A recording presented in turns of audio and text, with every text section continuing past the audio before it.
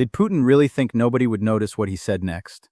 Because in just a few seconds, one boast turned into a public cell phone that exposed far more than he meant to reveal. And before we pull this apart, do one quick thing for me. If you like smart breakdowns without the noise, tap like, subscribe, and share this video with one friend who wants the deeper story, not just the headline. What happened here was not just another loud speech.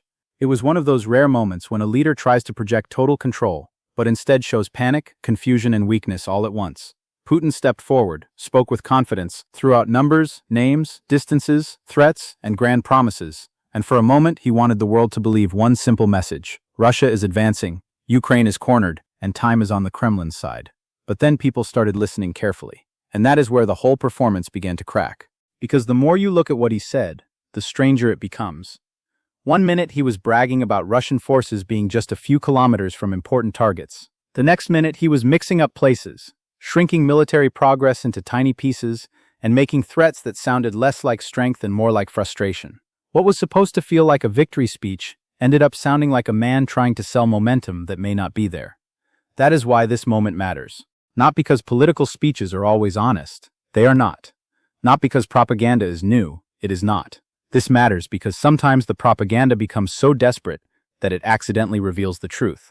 And in this case, the truth may be much more important than the words themselves. Putin was talking about the front, about Ukraine, about territory, and about what he wanted everyone to think was an unstoppable Russian push.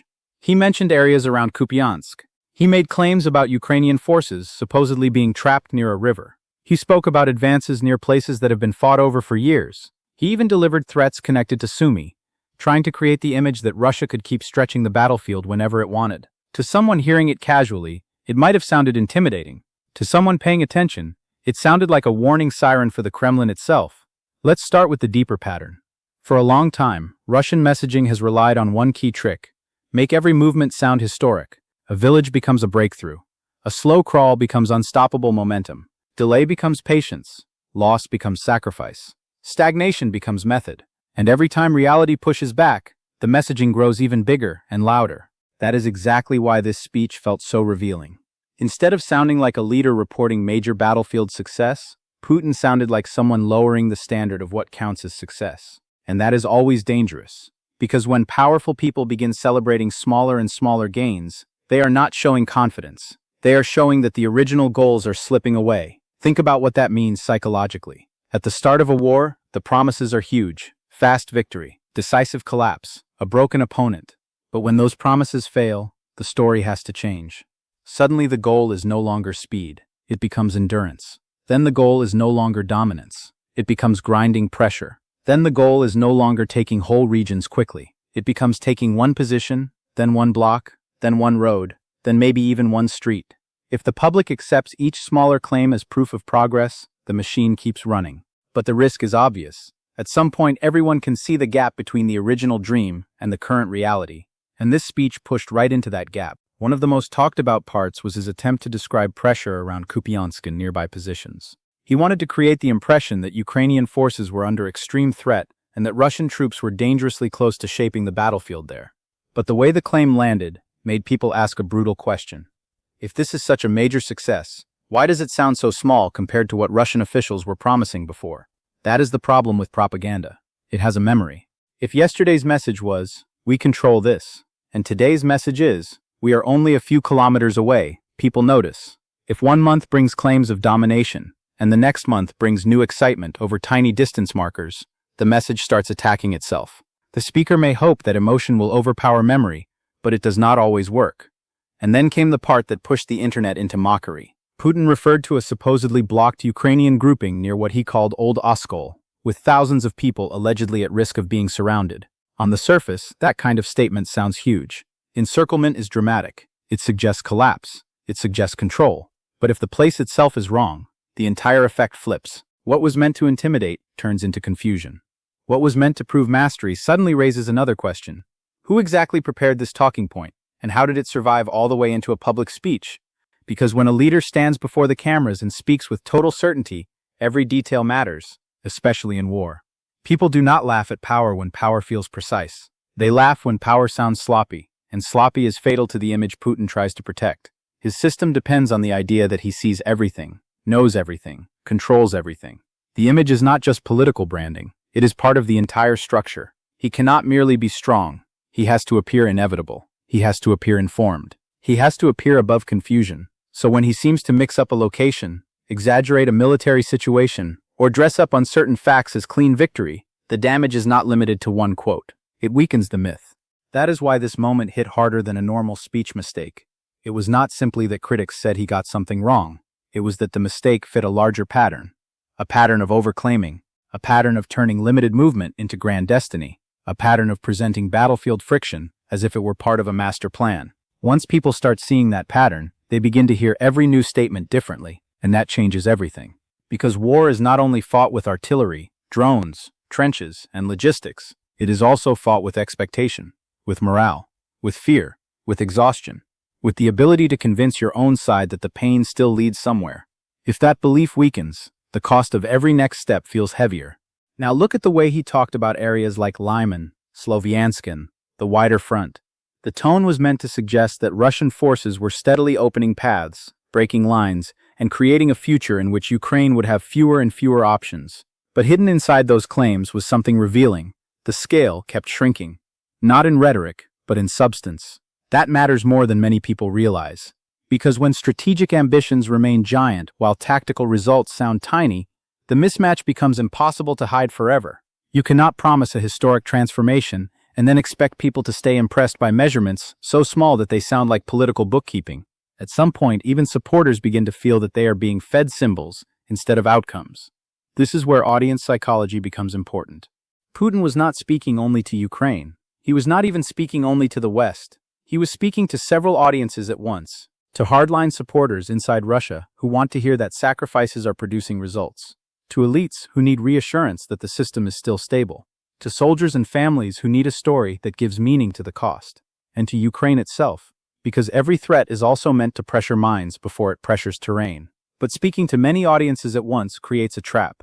The message has to sound strong enough to inspire the loyal, realistic enough to sound believable, threatening enough to shake the enemy, and coherent enough to survive public scrutiny. That balance is hard, and when it breaks, the same speech can create opposite effects at the same time. Loyal supporters hear force, critics hear weakness, neutral observers hear inconsistency, and the enemy hears something even more valuable, anxiety. That is what may have happened here. Then there was Sumy. This part was especially telling because the threat carried a familiar tone, not a calm description of military reality, but a deliberate attempt to widen the emotional map of the war. By mentioning Sumy in that way, Putin was doing more than naming a city. He was trying to remind everyone that Russia still wants the power to expand danger, widen uncertainty, and keep Ukraine living under permanent threat. If this breakdown is helping you see through the performance, take 2 seconds to like the video, subscribe for more, and share it with someone who never settles for surface-level news. That is one of the Kremlin's oldest strategic habits. If you cannot fully control the battlefield, try to control the sense of vulnerability around it. It is a dark logic, but a clear one. Make civilians feel close to danger. Make leaders feel forced to defend many directions at once. Make the public imagine new fronts and new risks. Even when the military facts are less dramatic than the language, the goal is psychological spread. Stretch the fear farther than the actual line. But once again, the speech carried its own weakness inside it. If you keep threatening big outcomes while your public evidence looks limited, the threats start to sound like substitutes for results. People begin asking whether the speaker is announcing the future or compensating for the present. And when that question enters the room, authority changes shape. It becomes performative instead of convincing. Now let's move to the second half of the picture, because this is where the irony becomes almost impossible to ignore. While Putin was presenting Russia as confident and advancing, another story has been growing louder: the pressure on Russian infrastructure, especially energy and fuel systems. This matters because modern war runs on more than speeches. It runs on electricity, transport, refining capacity, supply chains, repair speed, and internal stability. If those systems start taking repeated hits, the impact is not always immediate on a map, but it builds. And when it builds, leaders talk differently. Notice the contrast. On one side, large claims about the front. On the other, a growing need to downplay the damage from strikes deeper behind Russian lines. Publicly, the message tries to say that everything is stable, everything is manageable, everything recovers quickly, and nothing critical has changed. But if that were fully true, why spend so much effort talking about it at all?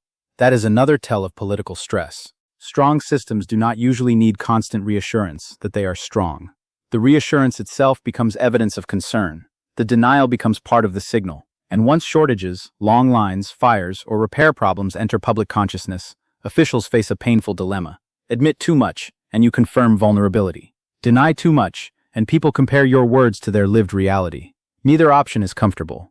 This is why the broader context around fuel pressure matters so much. If strikes are reaching important energy-related targets, if repair cycles are becoming harder, and if disruptions are spreading frustration, then the problem is no longer only military. It becomes social, economic, emotional.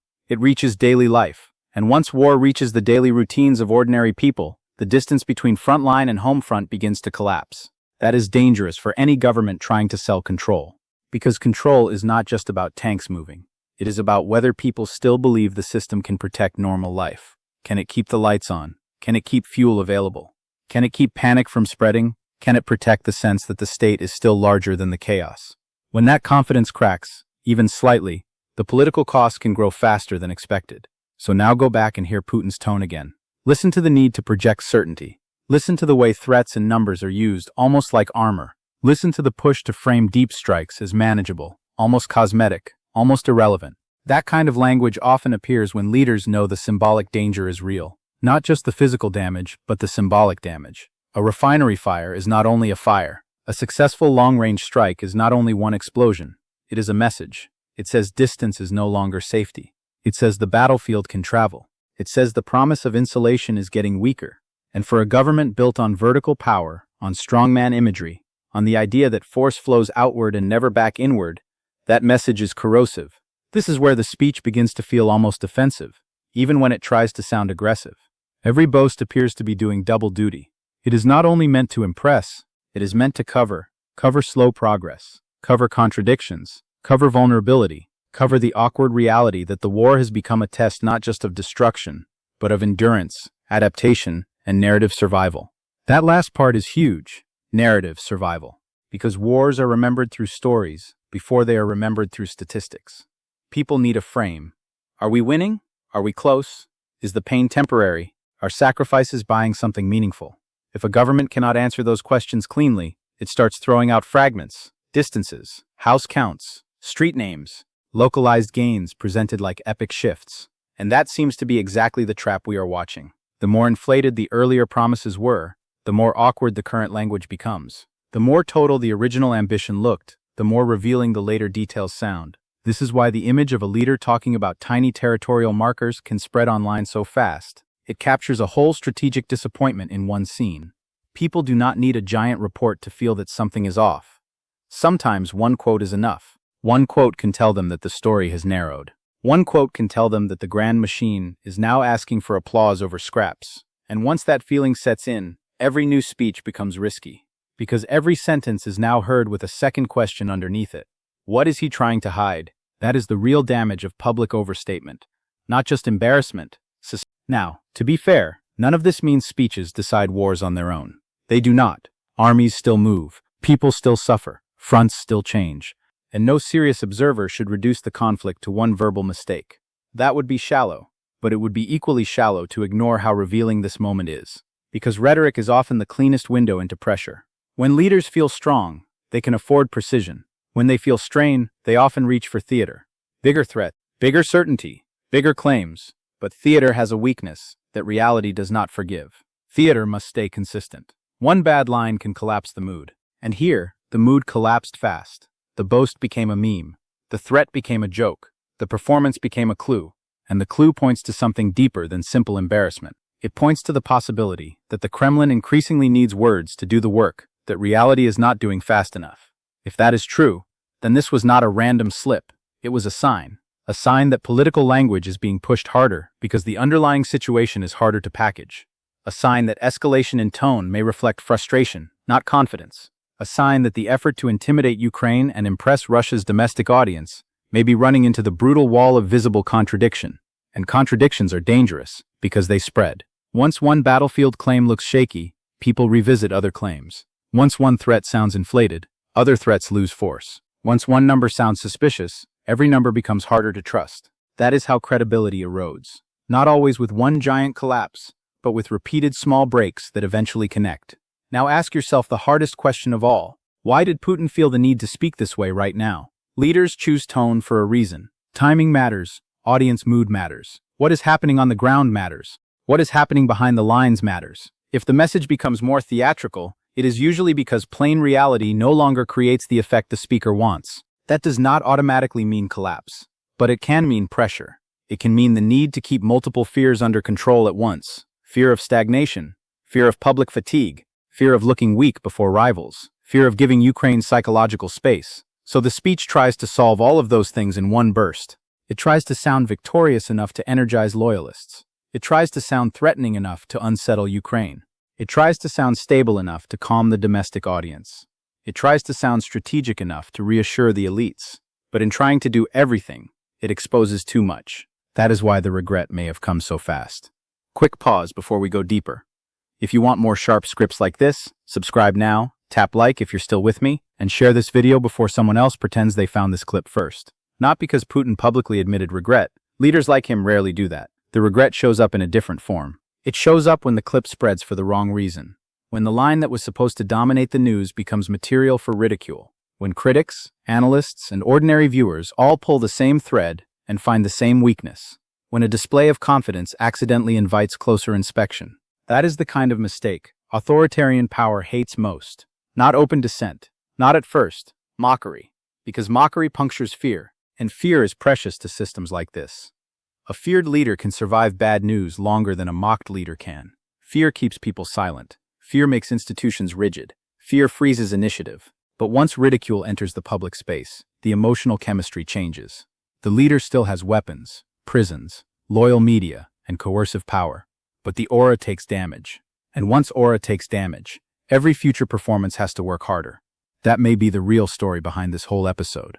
A speech meant to reinforce the image of a relentless war leader instead reminded people how much of that image now depends on inflated wording and carefully staged confidence. In other words, the performance looked powerful from far away, but up close it looked fragile. And fragility is exactly what the Kremlin never wants the world to see, especially not Ukraine. Because for Ukraine, moments like this can carry their own value. Not as entertainment, but as evidence that pressure works in more than one direction, that long-range strikes matter. That battlefield narratives are contested, that the opponent is not only trying to shape reality, but struggling to explain it, that threats may still be dangerous, but they are not always the same thing as strength.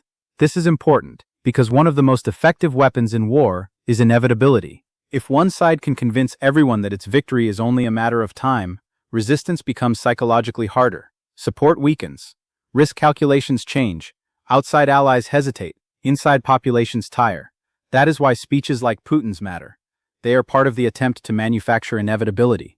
But inevitability dies the moment people start laughing at it. And once they do, every future claim has to climb over that laughter. That does not make the threat disappear. It does make the message less clean, less feared, less sacred, less untouchable. So what are we left with after all the noise, all the boasts, all the distances, all the threats, and all the spin? We are left with a revealing contrast. A leader trying to sound bigger than the evidence, a state trying to project control while defending against visible disruption, a war narrative that keeps promising sweeping movement while often celebrating painfully narrow progress, and a public moment that showed how quickly propaganda can collapse when details stop cooperating. That is why this was not just another speech. It was a glimpse behind the curtain. For a second, the machine spoke too loudly, too confidently, too carelessly, and in that moment, instead of hearing unstoppable power, people heard strain. Instead of seeing command, they saw overcompensation. Instead of feeling awe, many felt disbelief. And disbelief is where strongman mythology begins to crack. Because once the image slips, even briefly, the audience starts watching differently. They stop receiving the performance and start testing it. They listen for the mismatch. They compare the threat to the map, the boast to the timeline, the certainty to the evidence. And when they do that, the performance becomes harder to sustain. That may be the biggest reason this clip matters. Not because it changed the war in one day, but because it changed how people hear the man trying to narrate the war. From that point on, every dramatic claim faces a new obstacle: memory. People will remember that the speech built pressure but leaked weakness. They will remember that the threat sounded huge, but the details sounded shaky. They will remember that a moment designed to intimidate ended up inviting ridicule. And they will remember that sometimes the fastest way to expose power is simply to let it talk. So the next time Putin steps forward and declares another turning point, another breakthrough, another warning, another promise of pain for Ukraine, Listen closely, not just to what he says. Listen to what the scale of the claim reveals. Listen to what must be missing for the wording to become so theatrical. Listen to the insecurity buried under the confidence, because that may be where the real story lives now. Not in the volume of the threat, but in the desperation behind it. Not in the size of the boast, but in the need to keep boasting. Not in the image of control, but in the fear of losing it. And that is what makes this moment unforgettable. A man who wanted to project dominance may have shown the world something else entirely.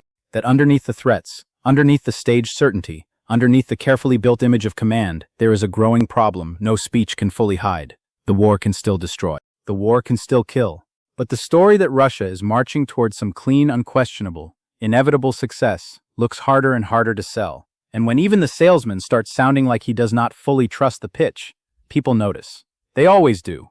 Because in wars like this, the biggest reveal is not always the missile, the map, or the headline. Sometimes it is the moment a leader opens his mouth, reaches for fear, and accidentally gives the world a reason not to believe him.